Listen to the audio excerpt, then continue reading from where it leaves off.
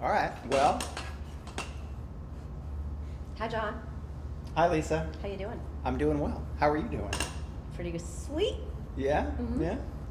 Well, my name's John Fryer, and I'm here with Lisa Freiman, Hi. who is the director of the Institute for Contemporary Art at VCU.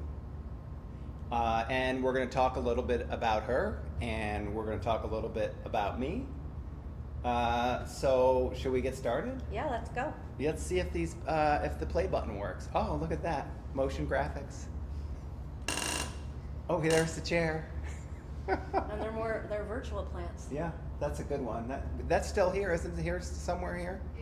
So you're the first guest on the RVArts Cultural Passport podcast of this season. Awesome. Yeah. So we want to talk a little bit about. I want to talk a little bit about the ICA. All right, let's do it. So this is what the ICA looked like a year ago. Right? About a year Yeah. ago, it was a big hole in the ground. Yep. And now it's less of a hole in the ground. It's coming up Yeah. fast. So I want to talk about, you were hired 3 years ago, and you were one of 2 or 3 people, and now where is the ICA? I was the first hire for the ICA, and I came in, and I don't know if you've ever seen the Seinfeld episode with George Costanza where it's on the Penske file, but he comes into this place and he has this file and he pretends to be working in this temp job, but and nobody is there and it's an empty office. It was kind of like that, where I was just like, all right, here I am.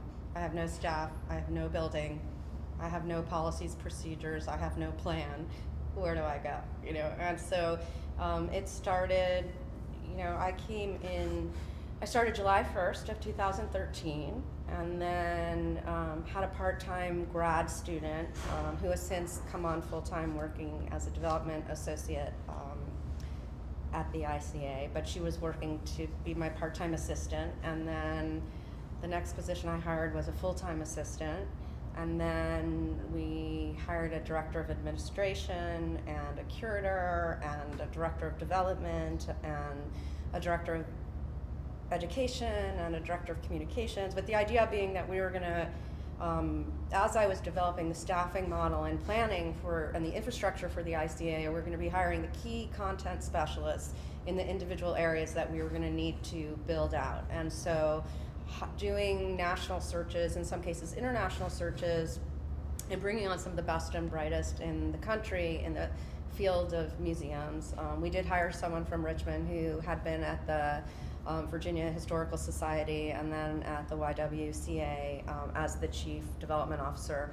But we really started, building out the team and then allowing the team to build out and envision how the departments would work and then how we would work together and sort of a master plan, and started working on a 3-year projected rolling budget and the broader phased-in plan for when particular positions would be brought on board, and then starting to figure out what is this thing going to be? How is it going to relate to the community? How is it going to relate to the university? How are we going to engage students? How are we going to engage faculty?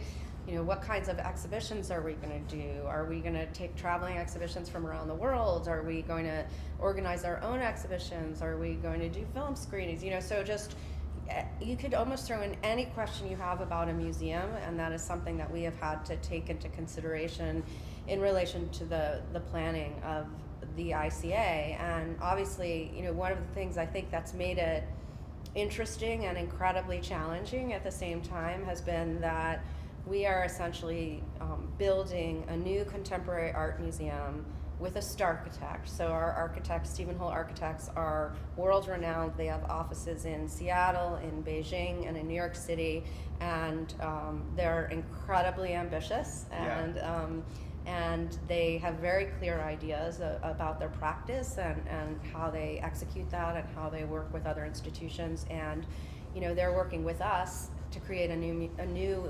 ICA, and we're embedded in a state university in VCU, which anyone who knows anything about the government knows that it's inherently complex and layered and has a lot of bureaucracy in order to have checks and balances. And so It's a very complicated project to pull off.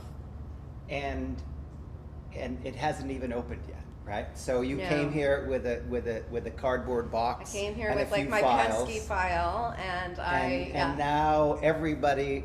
So how many employees are there currently I've at lost the ICA? track is the honest truth. I'd have to Yeah. waste some time and actually go through in my mind and count, but I don't know, 13, 14 people. Great. And then Great. we also have some part-time people who are working as education assistants and as marketing and communications assistants. And we're getting ready to bring on a new executive assistant, an associate director for academic programs, who will be the key liaison between students and faculties to link curriculum with exhibitions and programs at the ICA.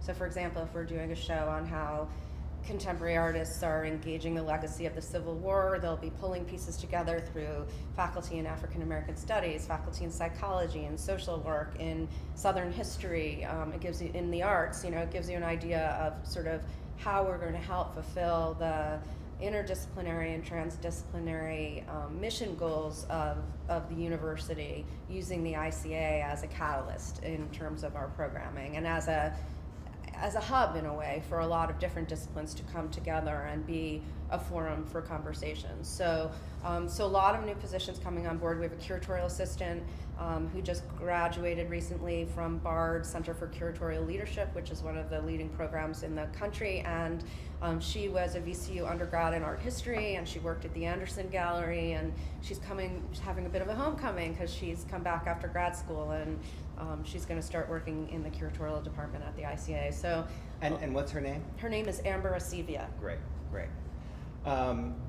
So let me ask you this: do you stay up at night and Yes. check on the progress of the ICA? Do you watch this webcam? I stay up at night in so many different capacities. In my dreams, I dream about the ICA. Sometimes in a functional way, and sometimes in a completely bizarre and surrealist and dysfunctional way, which sometimes mirrors reality. So you have to sort of embrace the surrealist nature of life. I'm a true believer in that, and I cannot say that this is a very linear kind of experience, and the building isn't linear, and it's not meant to be, and neither is the process of building this thing. I do stay awake at night, or I wake up at night, with things that I can't get out of my head about the job. It's a huge project, and I've never worked on anything as comprehensive and as ambitious as this before. And that's saying a lot, because I did the U.S. Pavilion in Venice over less than a year, with 6 newly commissioned projects and artists from San Juan, Puerto Rico, and working with 4 international power galleries and the U.S. Department of State. And I'm used to working on very complicated projects, but at the same time, and I also developed and opened a 100-acre sculpture park when I was in Indianapolis at the IMA, and which we have slides on. So I've done a lot of which we're never gonna crazy. get to. I've unfortunately become like the go-to person for crazy, ambitious, Sure. masochistic projects. Yes. When I took this job, a colleague of mine looked at me and said, "You're such a masochist. Like, why does your first museum directorship have to be building a new Without any building with established- Stephen Hull Yeah. architects in a state university? Like, that's like just completely hedging your bets." And but I like a good hugely challenge. ambitious. It's hugely ambitious. And everything is partially defined, but undefined. Yeah. And you have to Figure it all out. Yeah, and part of what you do in these kinds of crazy projects, and it's part of it that I like, is that you have to figure out who the people are who are around you, who are talented and knowledgeable and team players and collaborative and can contribute in a way. You have to understand what your own weaknesses are, and you have to understand how to depend on other people so that you can all become more than the sum of your parts. Because the notion that you can do anything big alone is just false. And as you get older, you realize that more and more, and it's a reason why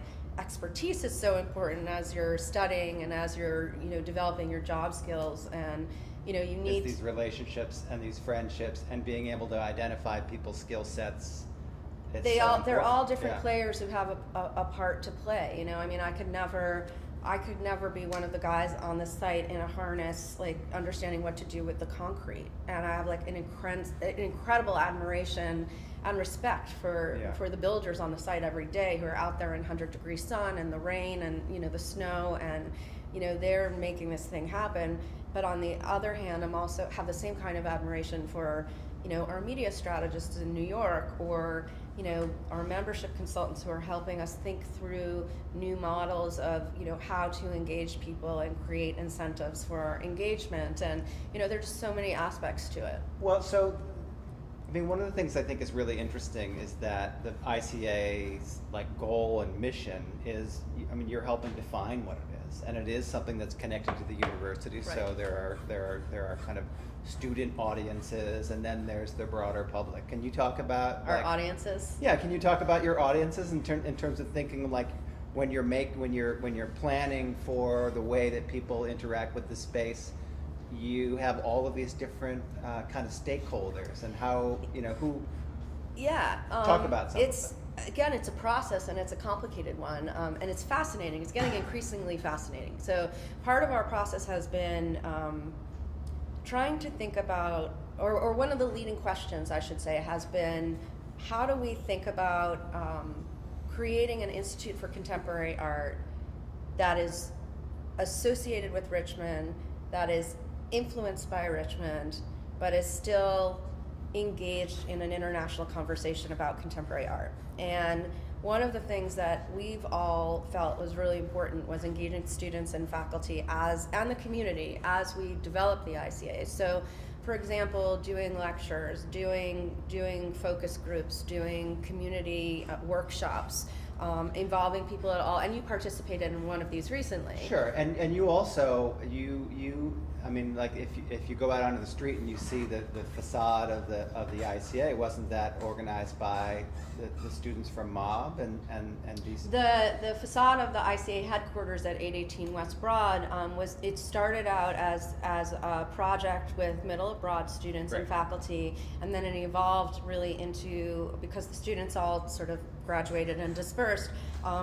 Rob Ventura, one of our faculty members, took it on, and he really saw it through to completion. And we saw that as an opportunity. Basically, what John is referring to is the facade wrap of the ICA headquarters, which is in the fuchsia ombre that ties in with our marketing, our brand identity, and our logo, which was designed by a VCU alum from graphic design who now has a boutique process in New York. And so you start to see the way there's a method to our madness. Now, first of all, why did we wrap the facade in a fuchsia ombre wrap? And one of the reasons was because it was a cool way to engage students and faculty, to bring attention to the facade, and essentially there are no billboards allowed in this part of town. So it was a way that we could advertise about the ICA coming on board in a creative way, using the talents associated with VCU Arts, which is and that's cool. one thing that I felt. I've been here for 3 years as well, and my feeling has been that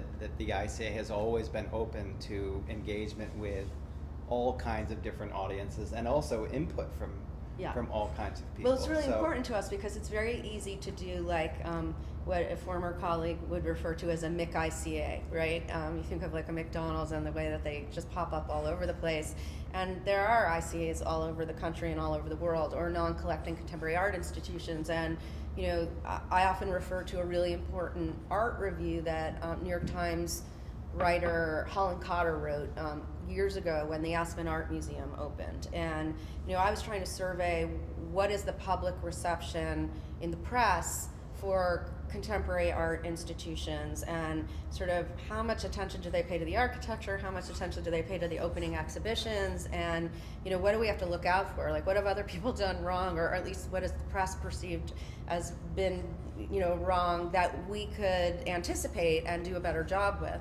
And so anyway, in this Holland Cotter review, and I have great admiration for Cotter. I think he's one of the best arts writers alive, and there are very few today. Sadly, it's a dying art. But anyway, he said, this is really great. It's, the architect is amazing, the architecture is interesting, the shows are solid.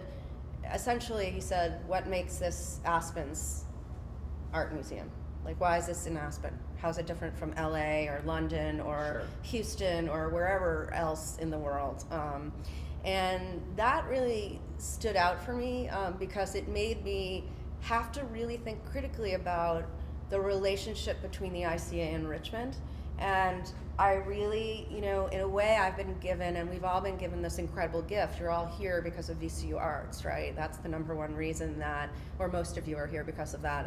And so, it's the number one ranked public school of art and design in the country. And that, by virtue of that, the quality of the students and the faculty and the people who come through this city and this university, you could take for granted really easily, but the reality is it's quite extraordinary, and it's something that every city doesn't have, and every burgeoning contemporary art institution doesn't have access to. And so while we were birthed from the School of the Arts and we're now a separate university-wide institution and initiative, we have this really important kind of primal relationship with School of the Arts, which is essential, and you're our normal partner. So we've worked with just about every department in School of the Arts, including CoLab and, and then a lot of the other sort of institutions like Da Vinci Center, Yeah. iCube. We're really trying to reach out. Today I was in a meeting with a Council of Deans, and I was giving a presentation about the ICA, and I said, one area that we haven't done a good job with, and it's not a criticism, it's just there's only so much we can do, at a given time, but one area that we really need to work on is our relationship with the MCV and with health sciences and life sciences, and there are a lot of opportunities, obviously, to explore because, contemporary artists are not solipsistic. They're not just interested in art. They're interested in science and technology and engineering and business and law and it goes on and on and on. And so there's sort of an endless opportunity here for engagement, both in terms of the programmatic aspect, in terms of what kinds of exhibitions and lectures and film series and performance series we're doing, community collaborations, but then also in the way that as we're building, we're working with these people to help feed a better understanding of what people are interested in this community.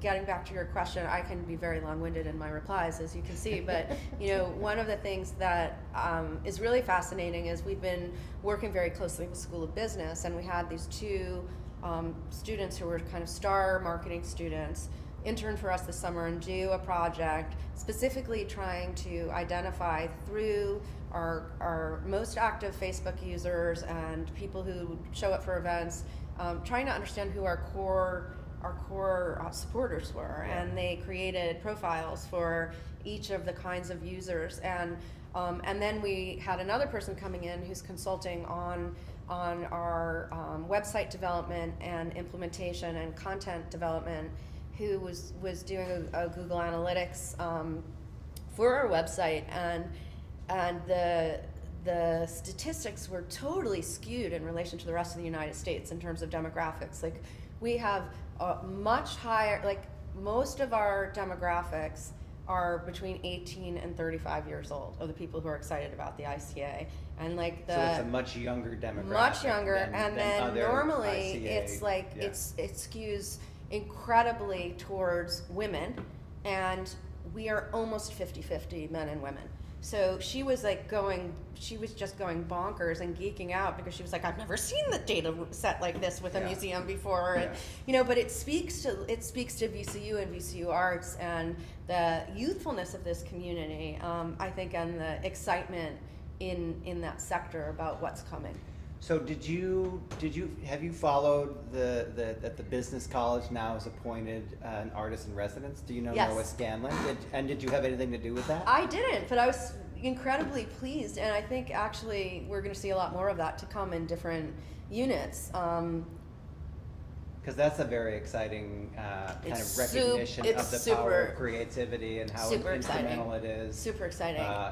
And I don't in know. all different areas. I don't know if we have, like I said, we've been working very closely with them, but that's not a conversation that we were involved with. But we are right now very much involved and committed to I cubed, and for those of you who don't know much about it, you're going to be hearing more about it. But essentially, it's an institution for inclusion, innovation, and inquiry. And the idea is that, rather than doing research that's based in silos, it's pulling groups of faculty and visiting scholars and together in order to solve very specific problems that exist in the Richmond community that come out of a very in-depth study that was done.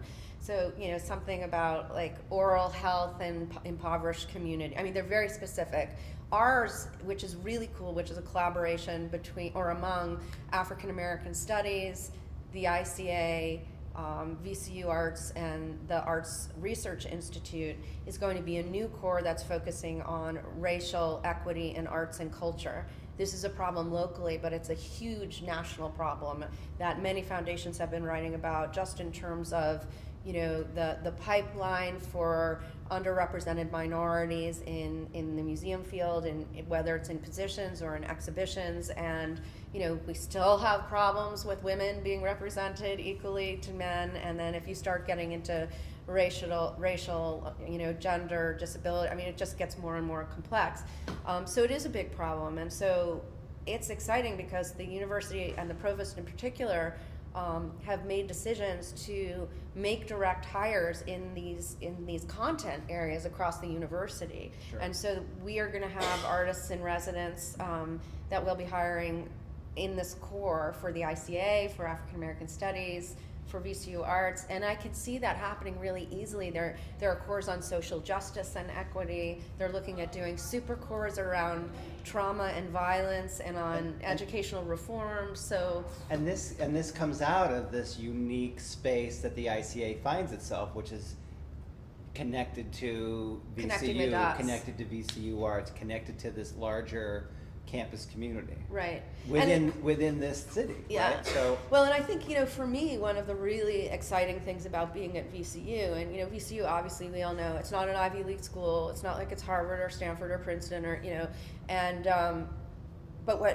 that's okay, because what's really interesting about this university is, first of all, it has incredible heart, right? Like there's a real sincerity to this place and a real specificity to this place that I haven't encountered in another research university. Yeah. Part of that, I think, has to do with like the great of Richmond, the complex history of this city, and also this way that over the last 40 plus years, the leaders of this university and the faculty and the students have made a commitment to trying to make the city a better place. Yes. And if you think of some of the challenges that we have in city government and in other areas, VCU has played this huge role in helping bring this city back to life. I mean, it was in really critical danger. It was one of like the most violent cities in America, and I mean, I have so many people who come back as alum who say to me, "Oh my gosh, like we never would have thought of walking down Broad Street at night," or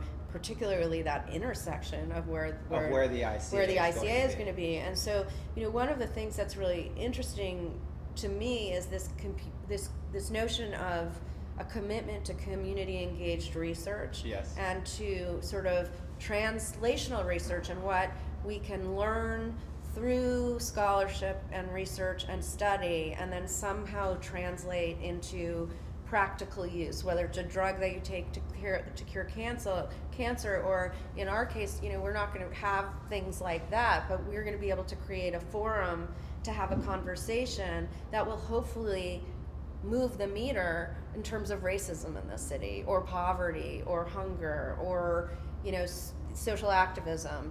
And it's not to say we'll always be doing those hyper political things, because sometimes we're just going to do a painting show, but I think it's I've even reached out to Chief Venuti with the VCU police and said, when I saw some of these sort of hate group flyers at the beginning of the semester, and the way that VCU made a decision not to take them down, acknowledging that it was speech, but also understanding, I said, hey, at some point, let's bring in the police, and let's bring in VCU police and the ACLU and the Southern Poverty Law Center. Let's have a conversation about what a hate crime is. Let's talk about it and talk about, and we can be a forum like that in a way, and give access to the public beyond just the students in a way that I think is really healthy. Because we don't have that strict town and gown thing that a lot of universities have. Yeah, that division. because VCU is like very much a part of what the city is. Right?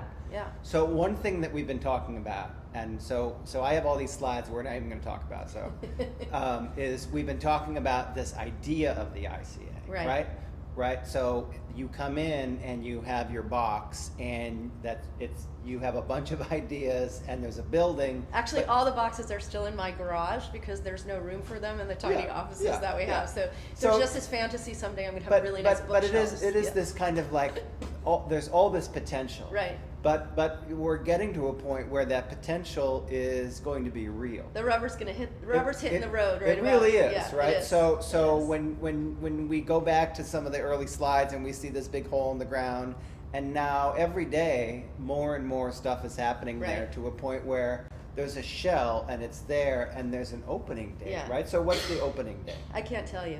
What's the approximate opening date? Let's just say it will be by the end of calendar 17. It'll be within that range. So a little over a year out from opening, and not trying to be mysterious, although why not? That's kind of sexy. So about a year from now, the doors will open. Yep. And we're going to have an announcement soon about the content of the opening show, and the reason we're holding it tight is because we have a very calculated and careful media strategy around the opening to ensure that we maximize national, international, and regional and local awareness. All right, so we can't ask you about the show. But I can't tell you about the show. Can we ask you about your ideas of the building and the space? And so you were talking about walking down Broad Street and people coming back and saying, I can't believe you're putting it there. Right. So what do you see as the role that building will play beyond the ideas that we've been talking about? So what's the building? So we've got a picture of it here. This building, the building itself it's going to be incredibly beautiful. You go from an asphalt parking lot with various versions of slightly frightening gas stations in the perimeter, and suddenly you're going to have this glowing kind of monumental work of architecture that becomes a new gateway for the city. It's at the busiest section of the city. There are over 60,000 cars a day that go through Belvedere and Broad. And it's where you get deposited off of I-95 when you're driving into Richmond, unless you're down at MCV and then you're getting a little lost and confused. But it's going to be sort of the grand entrance for Richmond now, and it also is located at the end of Broad Street. It's going to crown the Arts District. We're talking about expanding the footprint of the Arts District because it's a little arbitrary right now, and like the Altria Theater is not included, and School of the Arts isn't included, and there are lots of things that need to be added to the Arts District. I was like, maybe we should just define it as an arts city, the whole thing as an arts district, instead of just giving it like a ghettoized corridor. But I'm not in, that's not my job. But But anyway, the building's going to be amazing. Very established building. Yeah, we're 2 blocks from Monroe Park, so there's an opportunity to play there with temporary projects, with visiting artists. We have a sculpture terrace that we'll be activating that overlooks Broad Street. We have a huge window into the big first floor gallery that you can see now. It's like giant how big this window is. It's so surprising to me. And I almost feel naked when I walk by it, just thinking about the experience of just revealing an exhibition like that to the public. Like, you can literally be a pedestrian and just completely look inside. I mean, when do you have that experience with an art museum? It's incredibly rare. And when we need to close it off because we're doing video installation or whatever, light sensitive work, we can use it as as a place for ads for what's coming with the ICA or what's on view.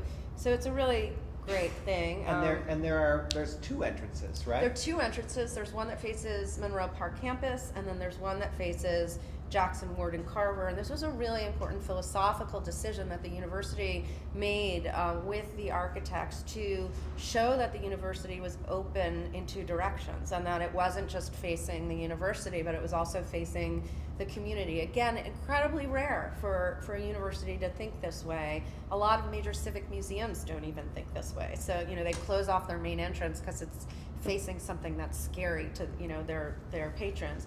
And, that is not the perspective we're taking. That this institution is on the ground level. There are no grand stairs to get up into it. It's completely accessible from multiple points. It's embracing a historically Black community, or multiple historically Black communities that were absolutely critical for the development of the city. And we want to be open and accessible to everyone. We're going to have free admission, and we are just committed to having no barriers and making this a part of civic life that just becomes automatic and assumed.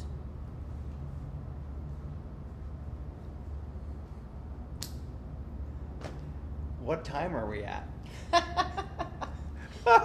We're at 6:42. So John's speechless. she's got it down. She does. So, well, I've just been talking nonstop I know. for 3 years. That's so true. It's like That's it true. just rolls out. My husband asked me to just shut up. You know that. well, I guess I want to know. All right, so we now know we know who you are, right? We know who Lisa Freiman is, the director of the ICA. You've been here. You're building this thing. We're really excited about you're excited about the ICA's role in Richmond, right? But I don't think we know about like the Lisa Freiman that came here.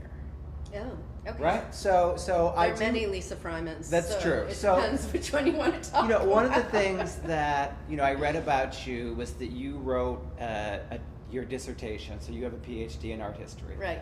On Klaus Oldenburg, Correct. and specifically on the way that Klaus Oldenburg collaborated with his spouses. Right. Right? I mean, I don't want to simplify how many page PhD down to No. one simple thesis statement, but no, it's good. But this idea of collaboration, Right.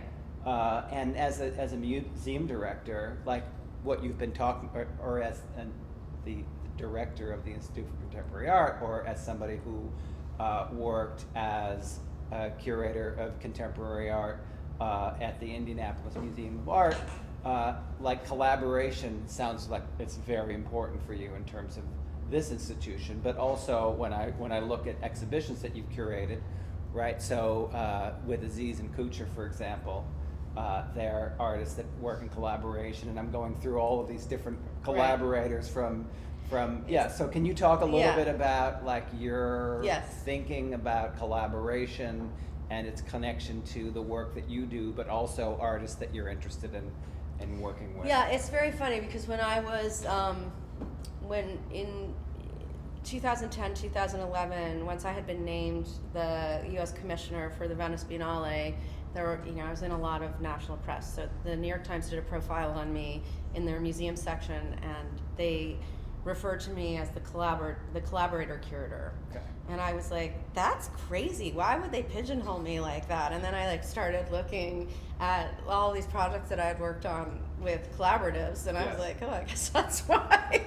And it wasn't like I came to it it wasn't an intentional sort of surgical investigation. Actually, my graduate work was not really focused on the collaboration between Oldenburg and Van Bruggen. It was focused on Oldenburg's early work in the late 50s to the late 60s, and its relationship to a revival of historic surrealism and Freudian dream theory, and looking at Freudian dream theory as a representational model for his aesthetic practice. And so, looking at fragmentation, hallucinatory practices, a lot of characteristics of dreams, and I talked about dreams earlier with myself. I'm fascinated with them, and I have been for a long time, and they always infuse my practice in one way or another.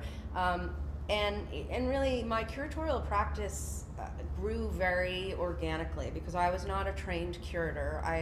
When I came out of school, I went to Oberlin College and I moved to Boston, and I eventually started working, as a part-time evening and weekend gallery supervisor at the Institute of Contemporary Art in the old building in the firehouse.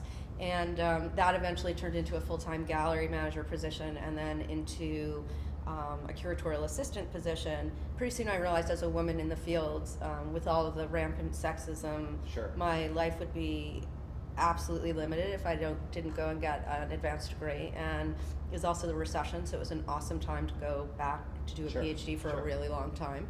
And during that time, even though I knew I wanted to go back and become a curator, you get caught up in research and scholarship and teaching obligations in order to pay back your debt to the university. So, I was pulled in multiple directions. Yeah. And the truth is, I can't even believe I got my first job as a curator, because now that I'm doing searches, I would not have interviewed myself. Sure. Sure. I look at these resumes, and I'm so much harsher on people than people were with me. Than were with you, yeah. And some of it is just the way the field has changed and become much more professionalized and competitive. But I had really built up a record of presentations and scholarship and all these different things. But they took a chance on me, Yes. which is something that I need to remember Yes. about other people in terms of seeing their potential when they're really smart and driven. But they took a chance on me, and I started this position in Indianapolis in 2001, and I was there for 11 years, and I wanted to put it on, I wanted to create a real community hub, and then I wanted Yes. to put it on the national and the international map. Just a small challenge that I set for myself. And by the time I left, I had accomplished all of those things. One of the things that was great was that I opened if I had applied for this job, which was an associate curator job in New York, people would be treating me the way I'm looking at resumes for Sure. my assistant curator jobs. They would have just put it in the no pile. But and there are no piles. There are no piles that are immediately there. And Sure. But I made a decision knowing that if I'd gone to New York, I would have been sitting in a cubicle and working at an incredibly junior level for a really long time, and that if I went somewhere else that was off the radar, where there was opportunity, I could build my career out pretty fast. And so that was smart. I was very naive, though. I didn't know anything about budgets or about endowments or about boards and all of those things that make museum work very complex. But I had drive, and I had endless bounds of creative ideas. And so I started working on different projects. And the first truly collaborative project I worked on was for 100 Acres, the sculpture park that I did. And I have some slides And of that. Yeah. right, these are we did 8 inaugural projects. These were Yepa Hines' 15 benches, bench around the lake, which were 15 benches that looked as if they were going underground and then resurfacing in different places. These were part of his social bench series. This was the AIA Award, National Honor Award winning, platinum certified visitor center that we built with an architect who is just getting the Cooper Hewitt Award for best architect in the country, and he's really coming into his own now. But we were really on the pulse of it. So the idea was, for this park, we would commission emerging and mid-career artists or underrepresented artists who weren't known as public artists, who were just artists, to do new projects that were specifically responding to the conditions of this park, which were floodlands, wetlands, woodlands, and So beyond. and this park didn't exist. No, correct? it was a So- gravel pit for the expressway building in the 60s, and then got filled in with a lake, and then it got gifted by the construction company to the museum in the early 70s and just lay fallow. It was called Secret Lake for a really long time. It's where kids went to party, and the community went to fish, and so part of, as we developed it, I mean, this was like the ultimate in collaborative. And while I worked with collaboratives in the development of Sure. the park in terms of artists like Type A who are no longer together, I also like to do something like this. This was the first project that I did that was just so huge, with architects and engineers and the Army Corps of Engineers and structural engineers and artists and dealers and project managers and marketing people and horticulturalists, and I mean, it went on and on and on. And so it just, and one of the projects, the project I did with Type A, which was called Team Building Align, was all about team building. And I wrote a book about it, and there's a nice sort of documentary about it on Art Babel, and I don't know if do you have the picture of the rings? The suspended rings, maybe no, not. I don't. But anyway, it was this incredible project that was a real live performative engagement with staff from every different level across the museum that eventually culminated and with team building and ropes courses, and that eventually over a 2-year period culminated in a physical sculpture that were 2 suspended aluminum rings from these big telephone poles in a field of trees that were hung one on top of another, and we worked with an astronomer at a local college in order to figure out when high noon would be on the site during summer solstice, so that the reflection or the shadows of the 2 rings, which were always in the process of coming into alignment, would become totally aligned during summer solstice.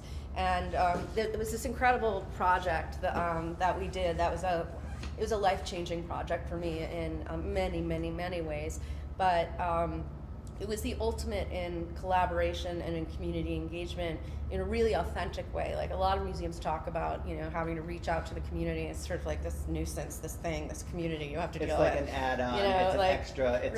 It's a report you have to make about how you engage. Right, and this was having the community actually help build the park. So I guess in some ways, it's not so different from what we're doing here at the ICA. That was really, I never thought about it that way, but it's just became crystal clear for me that, that really was a prologue to this this kind of bigger engagement. And the kind of engagement and the philosophy of engagement that we're bringing into being around the ICA. Yeah, because basically you had like a piece of land that had, a slag pile and a pond or a puddle that became this amazing space that and people... It's beloved now. Yeah, it's one of the most beloved places in Indianapolis. It got tremendous national and international press. We had, the NewsHour came and did a whole segment on the show, which I'm a total geek. So for me, to have Jeffrey Brown come out and interview me and be on PBS, it was the closest thing to heaven for me. And because if anyone was going to come and do it substantive reporting on the project, it was going to be PBS. It was going to be one of the major networks. So although I would have loved CBS Sunday Morning, but we never got them. But maybe we'll get them for the ICA. I don't know.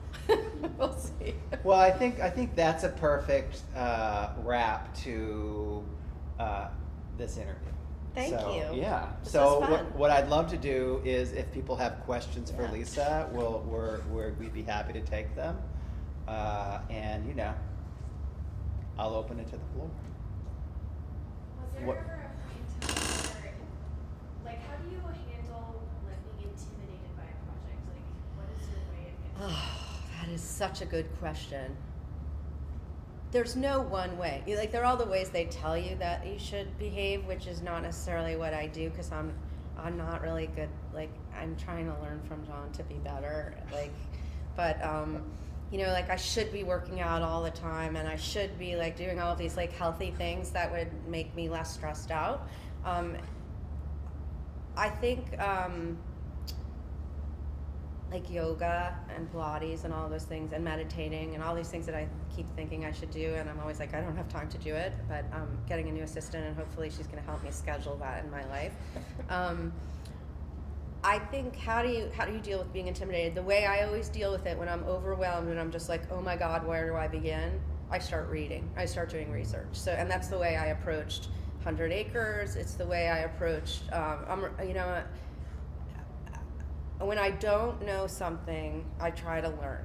So there are not a lot of people who've had the opportunity to build a 100-acre sculpture park from scratch, or a museum. Actually, the first thing when I came here, what did I do? I did a couple things. I bought as many nonprofit leadership books as I could possibly find.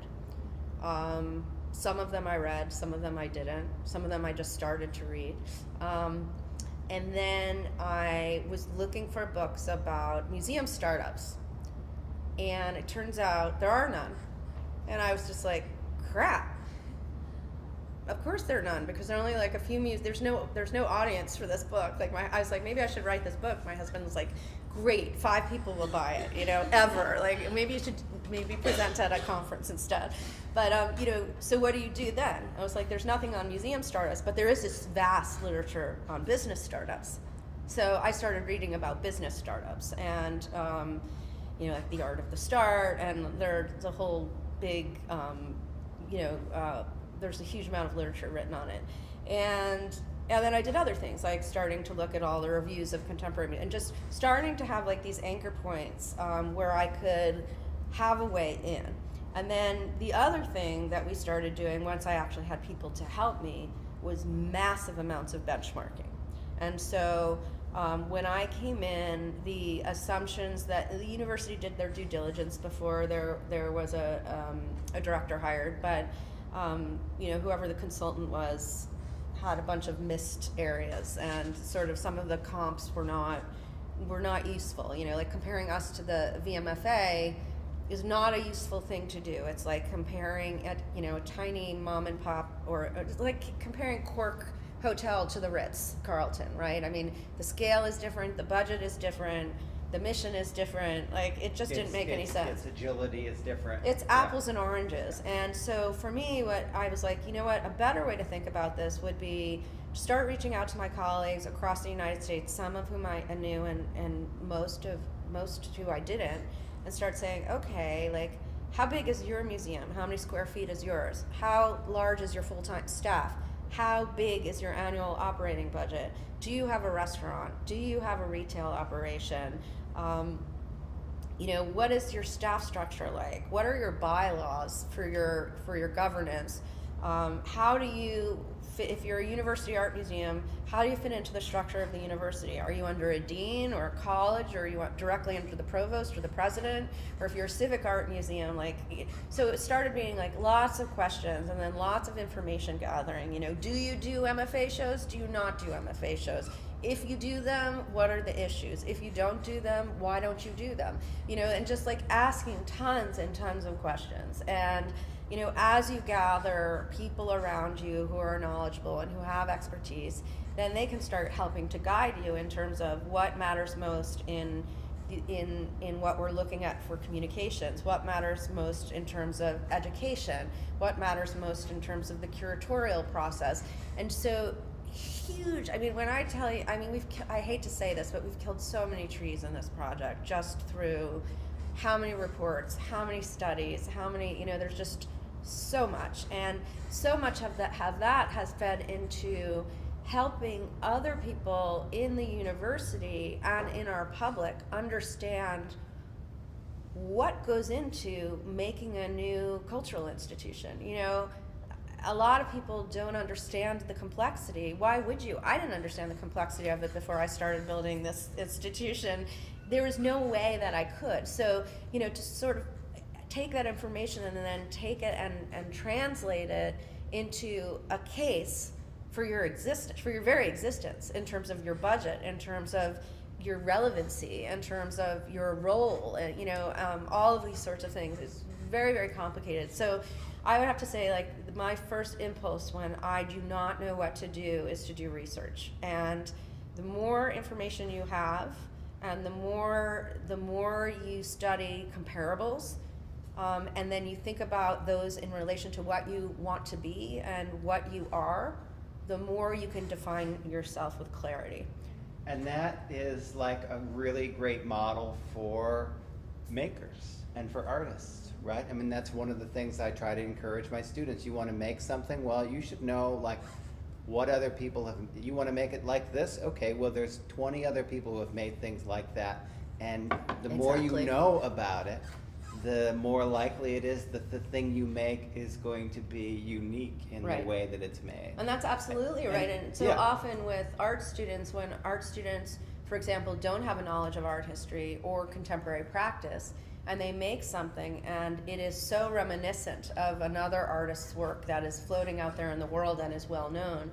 You know, I always say it's okay to do something like that, but you course, have yeah. to have a rationale, and you have to be able to justify it, and it's the same exact Just thing. to know who you're talking with, right? Who are you in conversation with?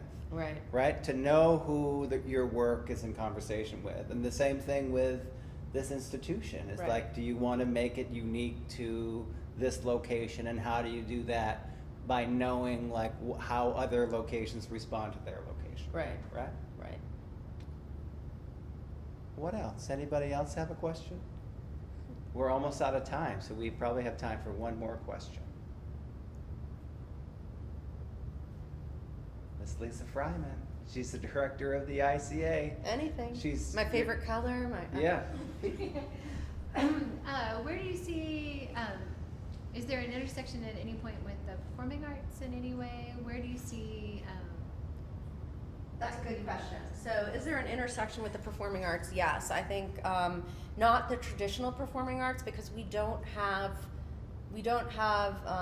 a theater with enough space to do huge ensemble traditional theater. We are going to be doing experimental things. So we'll, something that would find its temporary home on the lower side of New York in an experimental performance space. That's the kind of thing that we're going to be doing at the ICA. Same with music. We won't have full orchestras. You could imagine smaller ensembles, or I can imagine like having Stephen Merritt do an acoustic show, in the auditorium, or, there are a lot of different possibilities that way. And But you'd be same open. thing with dance, Yeah. and we're totally open to it, and we are already exploring it in multiple ways in terms of, we're having conversations with the symphony, we're having conversations with dancers. We want all aspects of creativity to be welcome and housed within the ICA. It's just a matter of figuring out the right fit. yeah, Yep. thank you. Anyone else?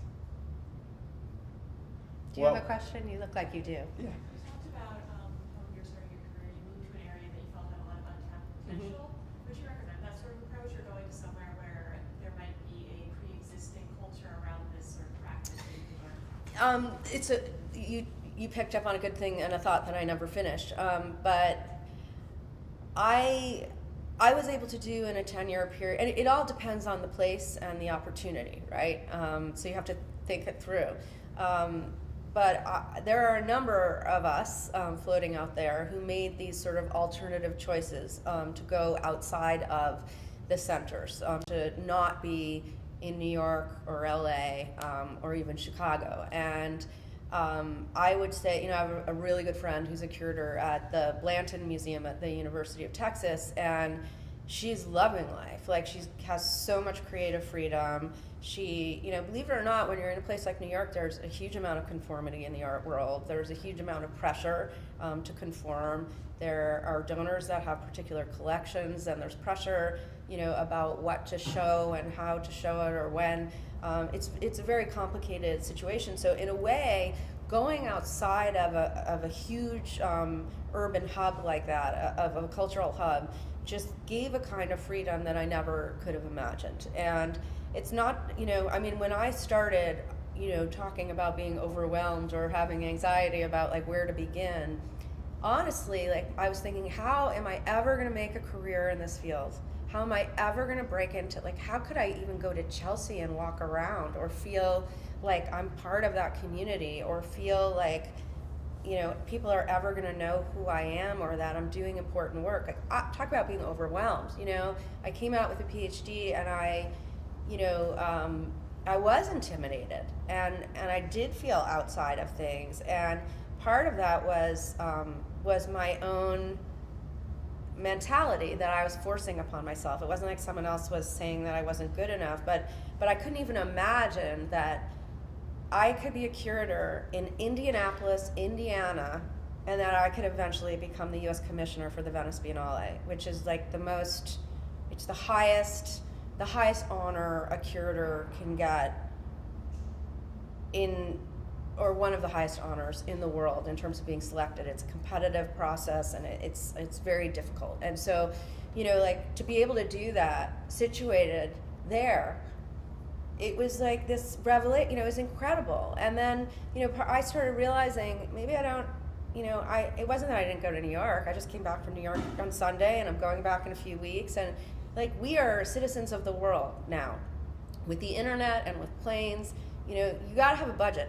But if you have a budget and you have the internet and your devices, you are living in the world. You can be, you know, I can have a morning conference call with someone in New Delhi, you know, another one in London. I can, you know, be in Australia. Like, you can be everywhere. You can do studio visits like that now, and we do, you know. So I do think it's a huge opportunity. And I also think that there's a quality of life piece of it that young people don't think about because they're ambitious and they think that they have to be in these places.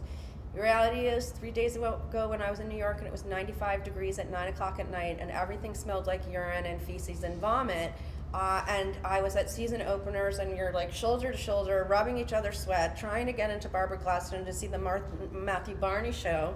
Well, someone says, enough with the Vaseline already. It was awesome.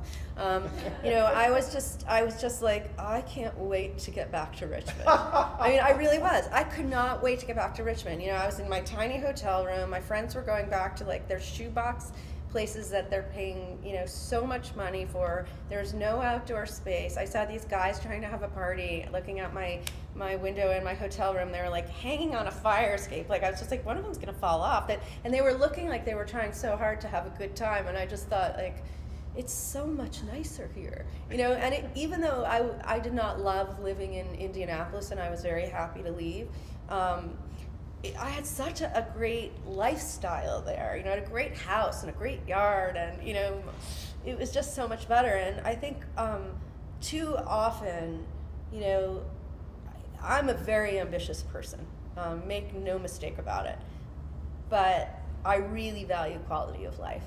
And as I get older, it becomes more and more important. And I think, you know, we've all had these conversations, and I see some knowing looks with some of the faculty and staff in the audience. But, you know, when I was young and I made a decision to be an art historian and then a curator, like, there was never this real conscious decision that I was going to become a nomad, like, in order to have a career, that I couldn't, like, stay in New Jersey and be near my mom and my family, or near Connecticut or Boston, that, like, I would have to go where the jobs were.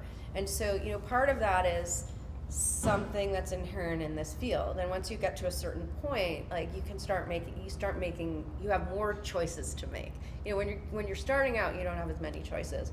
But I would recommend it. I say to people all the time who are students here, whether they're in finance or business or whatever, like, don't underestimate what your opportunities are here, because you have the potential in many cases to move ahead more quickly in your career here because of the opportunities than you're going to have than you ever would get somewhere else. And that's, you know, there are always exceptions, but yeah. You are selling the medium-sized city life. I love it. Yeah. It's great. Well, thank you so much for making time for us in your incredibly busy schedule. I am thrilled to do it. We're honored to have you, and you're awesome. Well, I'm honored to have all of you come to visit as soon as we open, and it'll be